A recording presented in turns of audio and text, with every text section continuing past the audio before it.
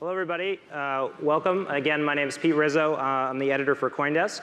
And usually on panels, this is about the time that I introduce us as the global leader in blockchain news. So thankfully, here today, we have a great panel to underscore what we really feel like is our reach and our mission. So at CoinDesk, we devote a lot of our time and editorial coverage to offering what we feel is a truly global platform for news and information. And I've been fortunate enough as editor over the last year to travel around the world and really experience people working on this technology. And I've got a sense of the size, scope of the global impact, the people from around the world, the innovators, the entrepreneurs, startups who are working on this technology.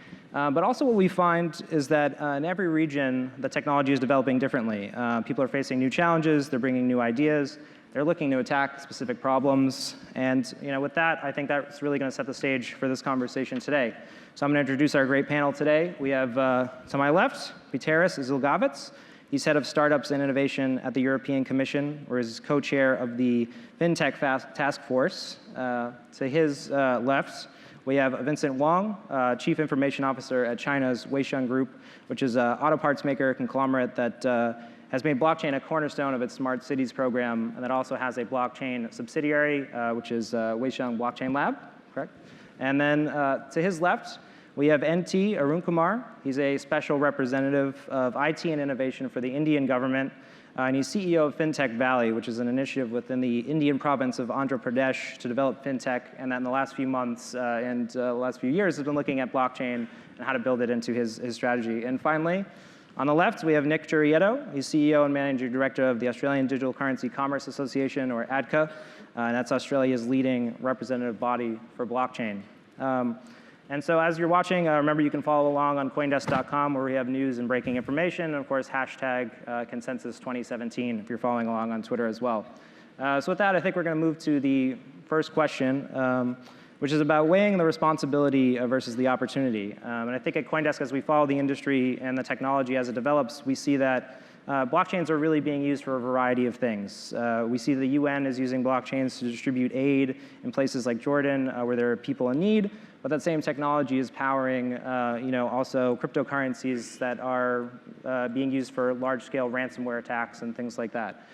So I want to talk about this balance and how people in the governments and enterprises are looking at that. So I guess, NT, I wanted to start with you. I know that India particularly has kind of felt this balance with the demonetization. Banknotes were taken out of circulation at the end of last year, and there really was a rise in interest in cryptocurrencies. So I guess as a representative of the government, how do you weigh that balance between seizing what could be a powerful technological opportunity, but also weighing the responsibility of this being an early stage innovation?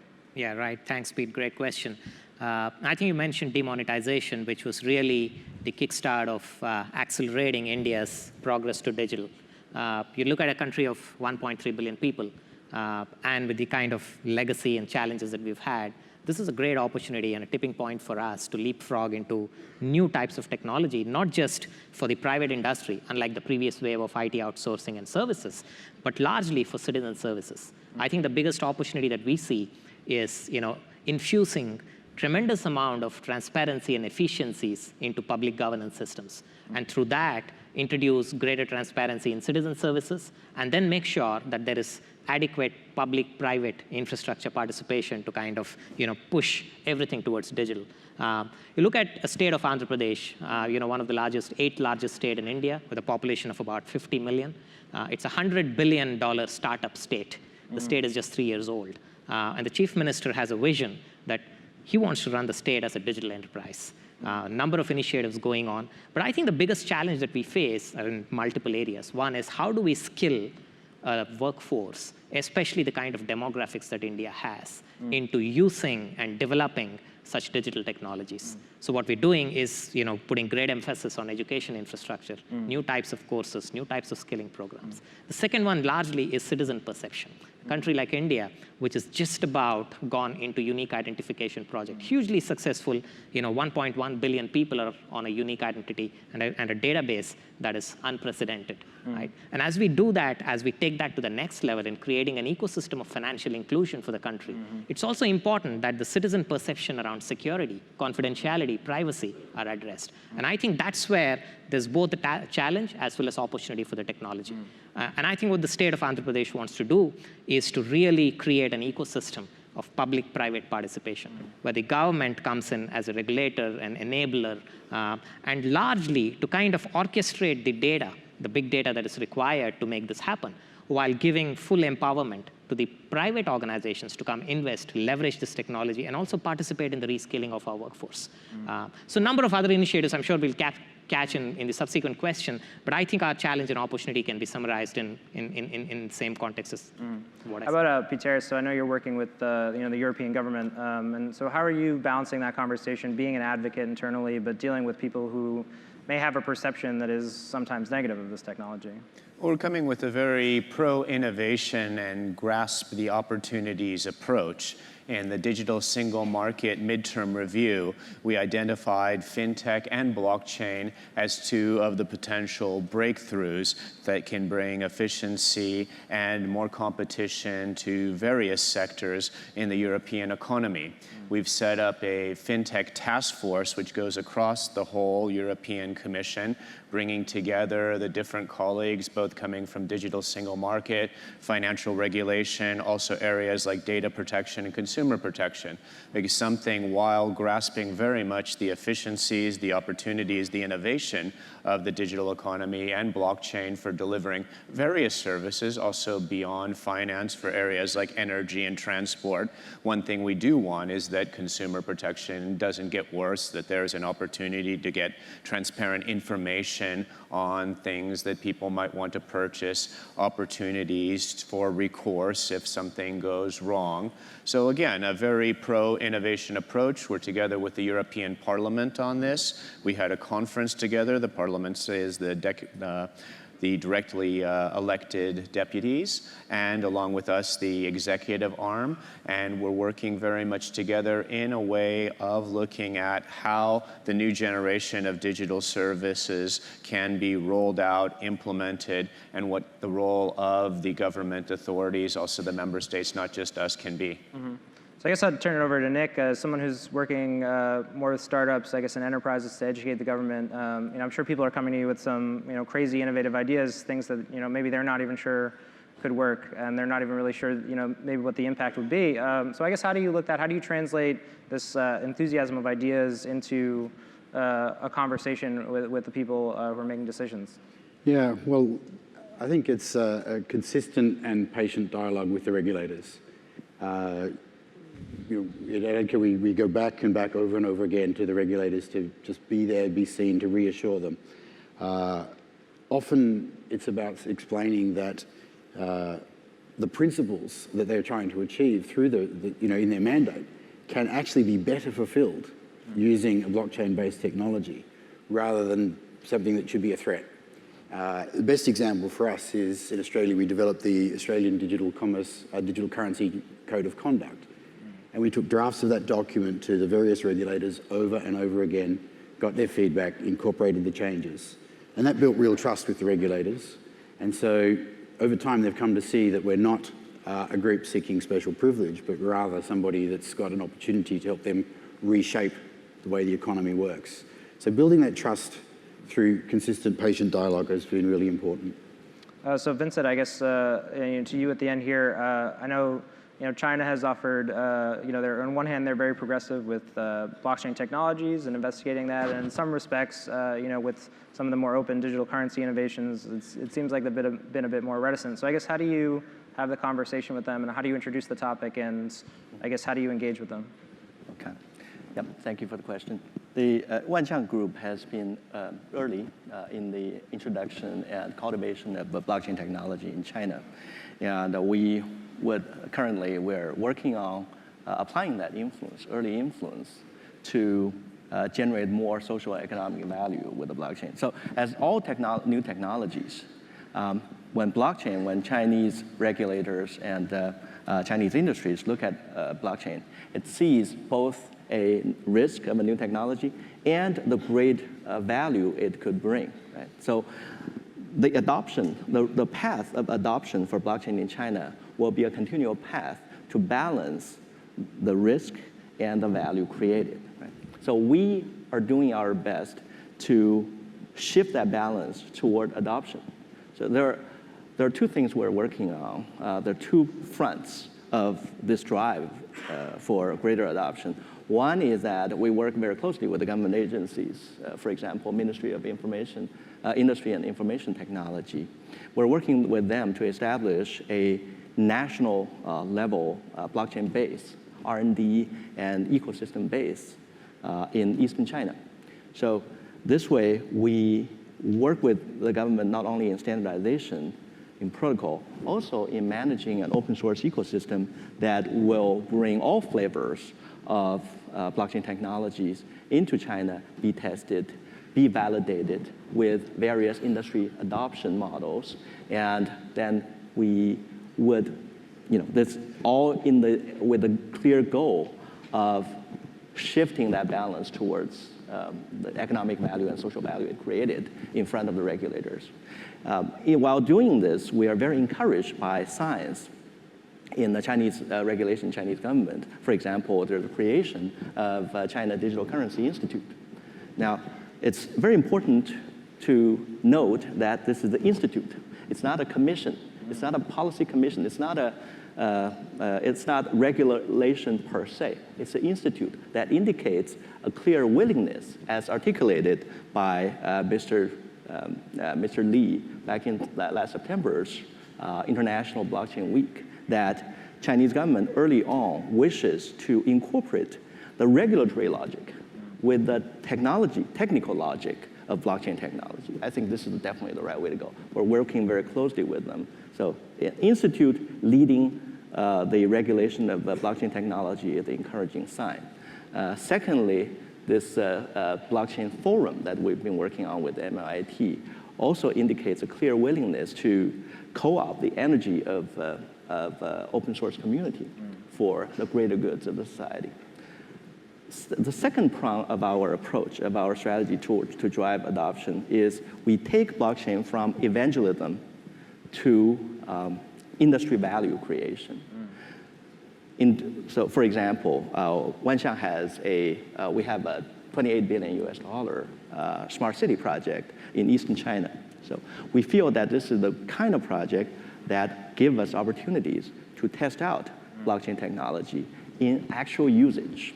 We provide incubation, we bring the teams together, let the blockchain team interact with the industry expertise team to create POCs and to scale it within a very nice 2,300 acre space. So this is the other direction we're heading.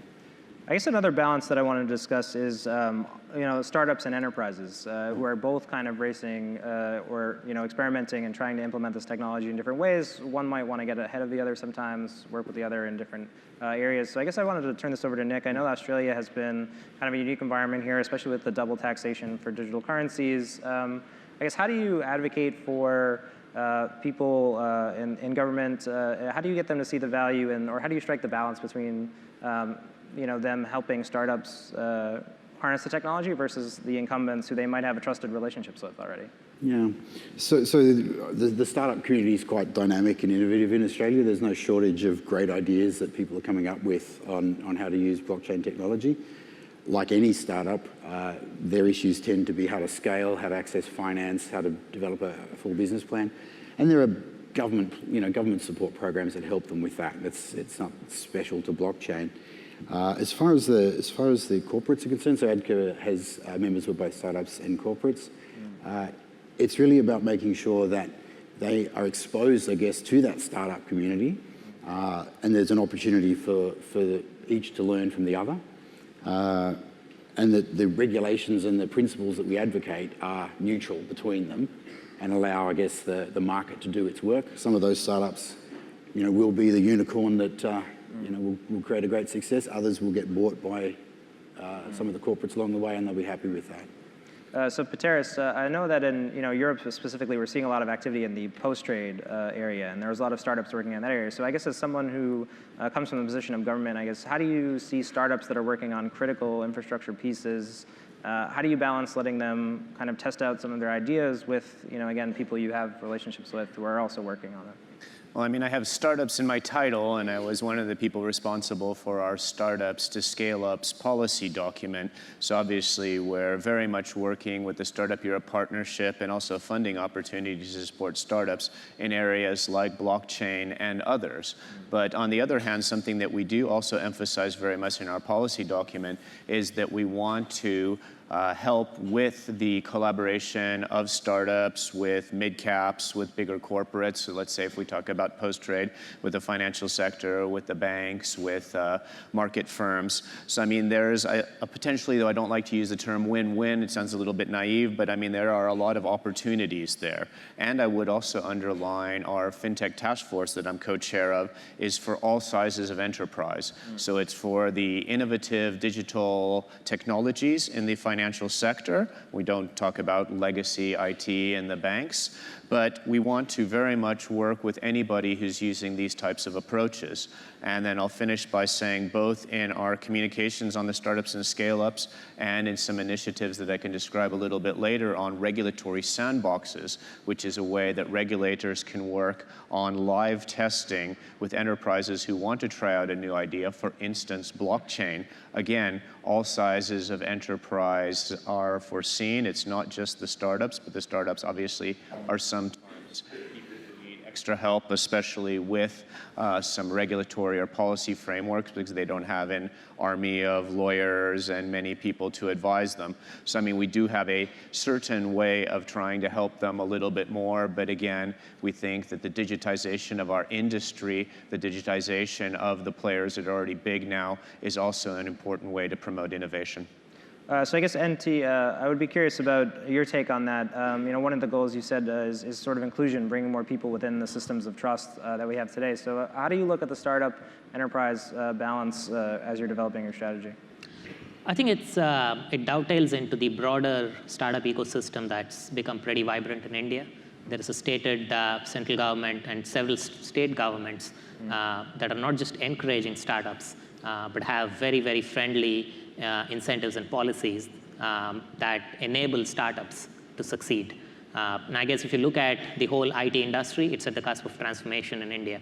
And new technologies like blockchain, crypto, digital, mobile, et cetera, are attracting a whole lot of investments in startup. So what the government really wants to do is to create an environment where different types, different business models and operating models can thrive. One of them is clearly, huge amount of infrastructure investment where startups can come and just start operating their business, attract clients, focus on building their business and serving their clients rather than worry about infrastructure and space and talent, et cetera. The second one is a huge thrust on education, which is all about reskilling, modernizing our education curriculum, especially on the engineering side. So there's a whole lot of government spend. There's a huge amount of thrust into private universities also coming in and allowing them a larger playing field to participate in it, right? The third one really is how can we create public-private partnerships, right? Especially in areas where traditionally some of our biggest inefficiencies are locked up and that those are government dominated, right? Take, for instance, power grid, the way it's transmitted, generated, distributed, and consumed, and that whole value chain. How can we attract private players into unbundling that whole value chain and making it easy for citizens as well as other stakeholders in the entire value chain to benefit out of it? The big initiative also is on land registry.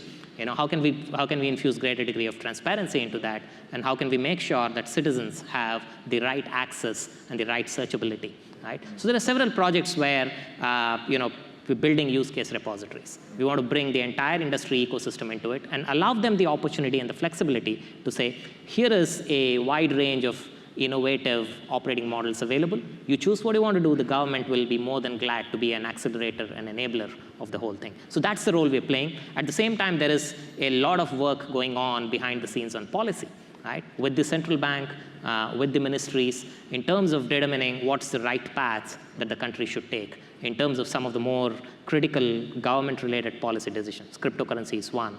The whole cybersecurity infrastructure, cryptology, how do we approach that? That's another. So that's how we're trying to balance. We're making sure that it's a level playing field for everybody, right. And I think it's working so far.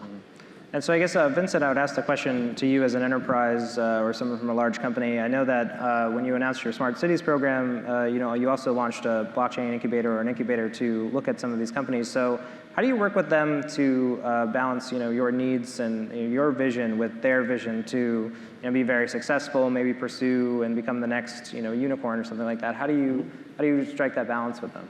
Okay. So far, a lot of the media coverage about blockchain is focusing on the one hand, regulators, governments, and then on the other side, you have the investors, you have the startups.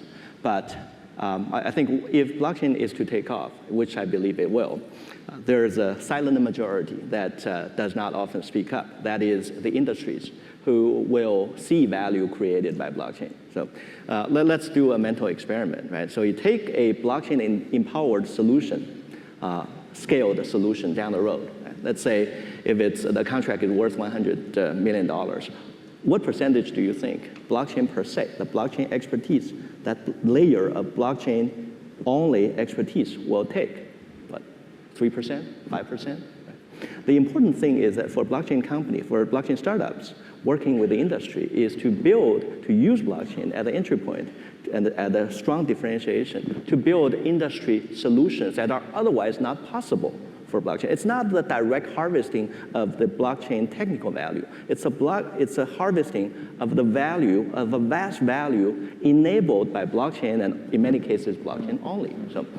So if we feel that we need to address this silent majority, then we need to act. Well, this is our aspiration. We want to act as the intermediary between the startup, between the aggressive new technology ventures, and the industries.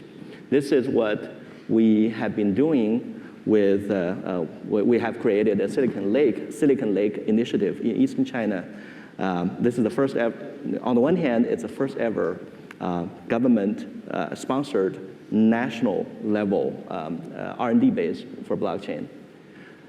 Secondly, it is also an investment machine, and it is also a tryout and a scalability machine for blockchain solutions, especially in smart city and distributed energy system. So we want to integrate incubation, acceleration, venture capital, and field trials and field enhancement. So we actually want to create a sort of like, if you will, call it a blockchain foundry, an industry-grade blockchain foundry for all these blockchain startups to scale their solutions, to make it viable, to make it real for business. This is, I think this is the strategy that we're focusing right now.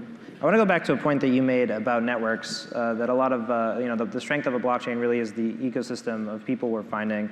I think of a specific use case like trade finance, right? You may see that this touches a number of global jurisdictions, just even in a single trade. It may pass through. We're really finding that the technology is, in a sense, growing beyond boundaries that we have today in the legal and law enforcement realm and things like that. So I guess, Piteris, as a regulator, how do you look at that? People were wanting to do these things, and it touches on multiple jurisdictions. Do we need to think bigger in how we think about how to regulate blockchain, how to create rules that allow it to grow but also maintain security? I mean, we're trying to do this. I mean, something I can signal is that right now we have a public consultation on FinTech open until the 15th of June. And this is global. I mean, obviously, we're very interested in what our European players think. But if people from the US, from China, from India want to answer, it's welcome. We ask about the barriers for blockchain. We ask about some of the business models that might be very apt for take-up. And we ask whether, and then this is also where we have to play our role first in our continent, we ask whether people would see merits in a European-level regulatory sandbox for fintechs who want to operate cross-border from the very beginning, because we are 27, 28 member states, and we have to look how to coordinate with those regulators. That said, we have international events and participate in international events where we talk to regulators from Hong Kong, Singapore, China, the United States, obviously where we are today, Australia, and others. And then something I can signal that's actually open, obviously not in an unlimited number like, it's not an unlimited number today, it's a very limited number, but with a more limited workshop that we're having a Startup Nation Summit with the Estonian presidency of the EU, the European Commission, and the GN network, and we're going to look at regulatory sandboxing for new technologies like blockchain with a group of startups, bigger enterprises, and regulators. And this is also something that will be open to regulators worldwide. So in a kind of a working way, a few people making some speeches, this is what we're doing in the Netherlands or the UK or Singapore, et cetera, or Australia. But then afterwards, people working in groups and pitching solutions. So, I mean, dialogue is the most important thing, dialogue to get to innovation. So Nick, maybe you can speak to the industry here. Do they see regulation as inhibiting? These big ideas are kind of getting hitting a roadblock, or how do you see both regulation in Australia and then as it relates to, I guess, some of these projects we're talking about that touch multiple jurisdictions? Yeah, so getting regulatory clarity is essential for the growth of the sector, right? So investment decisions won't be made in an environment where there's regulatory uncertainty. So that's a given. Regulators themselves have lots of forums to talk with one another. The problem is they move at the pace of regulators unless they're given a prompt by the business sector. And so one of the things that we've done in Australia, and we're a founder member of the Global Blockchain Forum, which brings together trade associations such as ours, initially from the US, the Digital Chamber here, Singapore and the UK. We've subsequently added New Zealand, Canada, Japan, and now India, looking to get some more representation in the EU. The goal of that group is actually to compare, from a business perspective, which regulators are performing well, who's coming up with great ideas, who's not, and actually, with a bit of a united voice, start to articulate to that regulatory community the need for some consistent, interoperable global regulatory standards. So I guess NT, I would turn it over to you. So I guess as you're looking to build up the blockchain ecosystem that you're working on, are you finding that you need broader participation from others globally? And I guess how are you trying to reach out and enable that? I think we just started out on the journey to connect with some of our global counterparts, both private and public. First of all, in the regulatory space. We understand that while our own central bank has task forces and our own legal regulatory bodies on the data side, on the financial services side, on the infrastructure side, have all begun different streams of work in understanding and putting a broad architecture around how we want to go about it. Also in the context of Aadhaar, which is our biggest, the anchor digital identity database. We're also talking to different governments. And I think one of the reasons I'm here, and I was talking to some of my other eminent colleagues in the panel, is to see how we can learn from each other quickly and not kind of replicate the painful process. Because I think one of the biggest impediments or challenges to implementation of complex systems would be how does data flow in a cross-border jurisdiction scenario?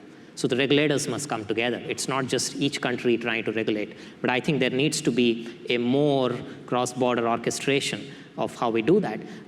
Also, a very important part of the whole solution architecture in any of the complex blockchain implementation is where do you draw the line between the public and private components? And what is the perception of different stakeholders around what should be private and what should be public? And I guess that's a huge debate that needs to be sorted out in each of the use cases. So, we're thinking about all this. And the use cases that we've selected, both from the government side as well as, farming it out to the private industry and technology players to solve for us, encompass some of these challenging and tough questions. And hopefully, working with different countries, different regulators, we will have an answer.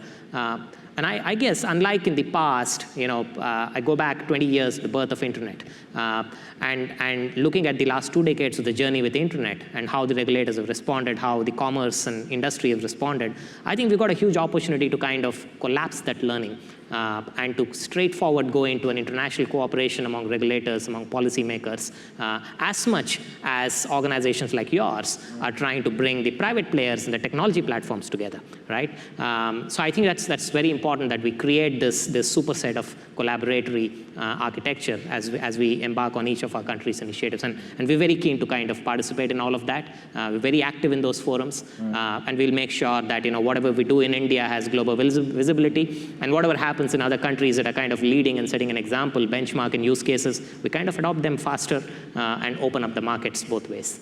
There's also the example of RegTech too, or using this technology in ways that kind of enhance, I guess, regulatory services or the way that the regulations are delivered. So I guess, Vincent, as someone who's looking at enterprise, obviously you want to grow revenue and capture those opportunities. Do you look at things like RegTech differently? Do you try to get the regulators, I guess, to engage with technology, or what's your strategy there? Yeah, we're working, as I mentioned before, we feel that on the one hand, we need to work very closely with the regulators for adoption. On the other hand, by working with the industry, by showcasing demonstrating the social and economic values that blockchain brings, we will subtly shift the balance of adoption with the regulator even. So these two are complementary. Now, how do we, while doing this, I hope that I did not give the impression that we're focusing on China alone. When we talk about adoption ecosystem, we're talking about a global adoption ecosystem. As a matter of fact, last month we announced a global blockchain challenge, the first of its kind, to the entire global blockchain community for adoption of blockchain and deployment of blockchain in our Innova City project in Eastern China. So this is a vast investment project, and we're not doing this just for the sake of that project. What we want to do is that the blockchain adoption, the use cases could be tested out in this environment, because this is an environment that we can control and we can fund. We can provide funding, we can provide trial and error. So then this becomes something that we can take it out, we can make it global. And so we strongly encourage you to join that challenge. And we have seen early results of this challenge. For example, when we put out one of the 5 themes of the challenge is distributed energy system. So the distributed energy system, even in this early days, shortly after the announcement of the challenge, we already see blockchain teams working with MIT, the subsidiaries working on energy grid technologies. We already see the convergence of these different teams coming together. Yeah, sorry, I can't, did that address your question? I think, yeah, definitely. I think as we move to the end of the panel here, another thing I guess I wanted to bring to summation is kind of get you to sum up for the audience where you think your country or region is today in terms of adoption and where you'd like to see it be. And I guess the way I wanted to conceptualize this as a report card, what kind of grade would you give the work going on in your area? Is it keeping pace with other people internationally? Would you like to see it progress further? So I guess, Nick, maybe we can start with you. How is Australia doing in your eyes? How well is the work going on there progressing towards the opportunity? Yeah, so I guess I'd make three quick areas. Certainly, in terms of innovation, I think we're doing a great job, and a shout out to the Australian team that won the hackathon yesterday. On regulation, Australia's regulators getting a pretty good scorecard, some better than others. So ASIC, our equivalent of the SEC, largely driven by the ASX decision around changing their platform, doing some really good regulatory thinking. The big challenge is commercialization, actually turning successful proofs of concept into real products in business. And really, it's until we solve the issues of identity and value on the blockchain, and that's going to require regulatory thinking, we're not going to see that big threshold crossed just yet. So I guess NT, as one province in India, you guys are progressing and doing work and helping the country move forward. How do you, how do you grade what's going on? Are you looking to get other people involved? Where would you say you're at today, and how would you rate where you are? Okay, I guess take the context slightly broader into digitalization, right? And there, I guess, on the scorecard, we're doing pretty well. primarily because there's just like the mobile landline telephony to mobile leapfrogging. I think we've done a lot. And there's this continuing opportunity for us to kind of continue to leapfrog into digital technologies. And there's a huge, huge support starting from the Prime Minister to everybody in the government. So I think digitalization has opened up a whole lot of new streams. Especially, the direct beneficiary of it is attraction of investment, the ecosystem development. So I think the approach that we've taken is, this is not going to just be a top-down, regulatory-defined, data-defined, use case-defined work, but something that needs to foster, as Nick said, innovation, broader innovation in the industry, in the government, et cetera. So I think the ecosystem development is off to a great start. The state of Andhra Pradesh that I represent hosts one of the biggest blockchain events, something like this, at a global level in October this year. Would love to see all of you there. And we've announced a whole lot of incentives and prizes for hackathons, for new product development, ideas for the government. We're throwing out problem statements out there for people to solve. So it's going to be the Woodstock of blockchain, we're hoping, where everybody comes in and really, really solves some of the big problems that we're facing, and also to leverage some of the huge, huge opportunities that a country like India offers. For us, this is not just about attracting investment. Of course, that's a conduit for the next step. But I think for us, it's very important that this be linked with poverty alleviation, introducing greater amount of transparency, efficiency, and effectiveness in governance, and making sure that the IT industry base that we've built, which contributes to 20% of our GDP today, right? Leapfrogs to the new distributed ledger technology-based applications, because we definitely believe that after the internet, this is the next big thing that's going to disrupt and revolutionize every aspect of a citizen's life in whatever ways you can imagine.